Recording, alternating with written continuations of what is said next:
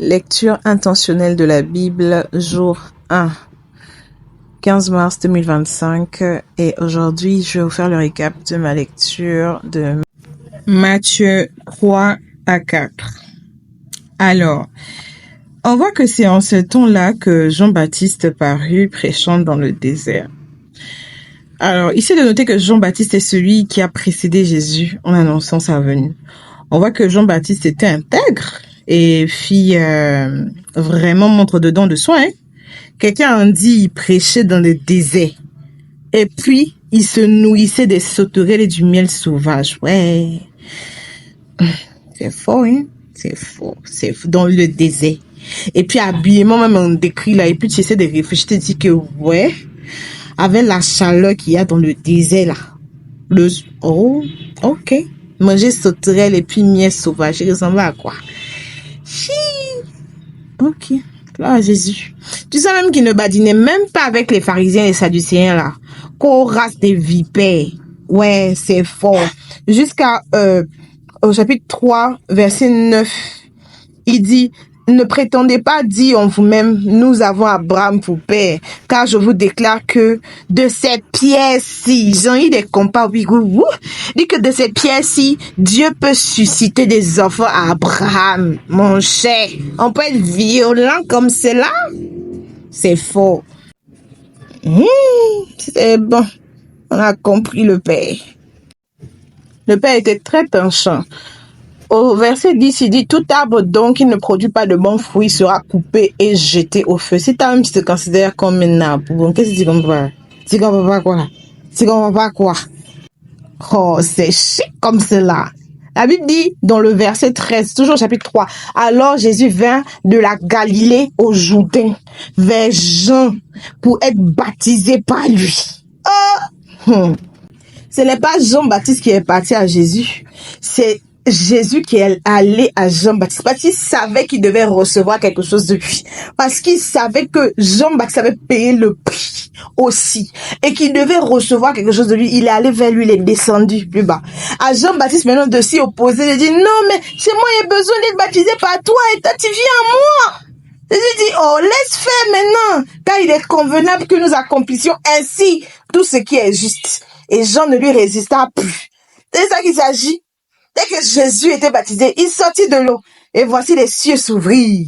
Et il vit l'Esprit de Dieu descendre comme une colombe et venir se poser sur lui.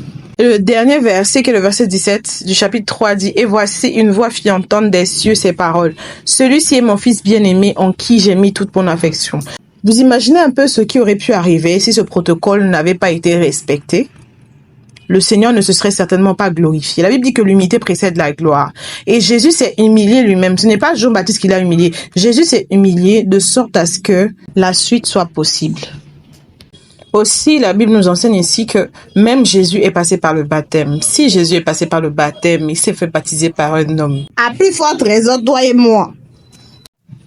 Au chapitre 4, la Bible nous dit que Jésus fut emmené par l'Esprit dans le désert pour être tenté par le diable. Pour être tenté par le diable, pour être tenté. Parce que toi et moi, quand on traverse des épreuves difficiles, là, on est là, on monte, on descend, pleure, c'est nous, on est dedans. Au lieu de comprendre que c'est Dieu même, en fait, qui nous amène là-bas pour qu'on soit tenté par le diable. Afin que notre foi soit jaugée, afin que notre foi soit éprouvée. Oh, comme de l'or sur le feu. C'est de ça qu'il s'agit. La Bible dit qu'après avoir jeûné 40 jours et 40 nuits, il eut faim. Il eut faim, ok? Le tentateur s'étant approché lui dit: si tu es fils de Dieu, ordonne que ces pierres deviennent des pains. Oh, comment toi tu vas me tenter, moi qui suis God? Tu me tentes avec la parole.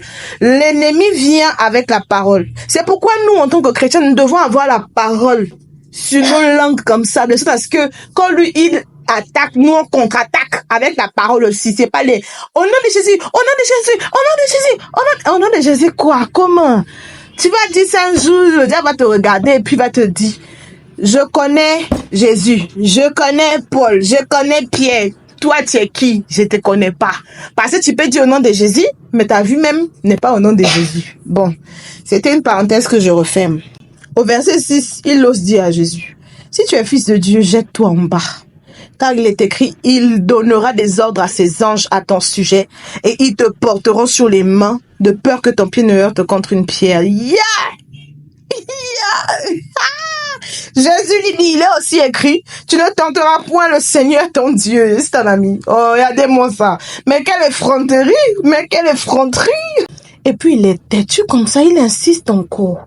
Il lui dit encore, je te donnerai toutes ces choses si tu te prosternes et m'adores. Ouais, Jésus lui dit, retire-toi Satan, car il est écrit, tu adoreras le Seigneur ton Dieu et tu le serviras lui seul. Alors le diable laissa et voici des anges vinrent auprès de Jésus et le servaient. Oh! Il a tenté, même Jésus est tenté. Regardez, souvent tu sors du jeûne, dans ton de jeûne et prière. Parfois tu es même dans le jeûne et prière et puis tu es tenté par des esprits impurs. Toi-même tu ne comprends même pas.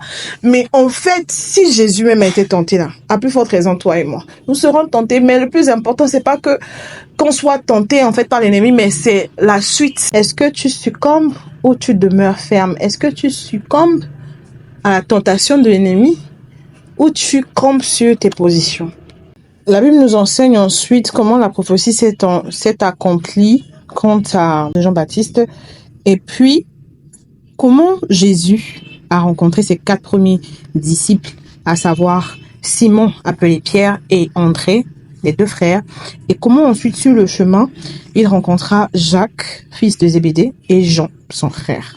Jésus a commencé à prêcher la parole de partout et une grande foule le suivit de la Galilée, de la Décapole, de Jérusalem, de la Judée et d'au-delà du Jourdain. Dieu bénisse sa parole. Et je vous dis à demain pour le jour 2.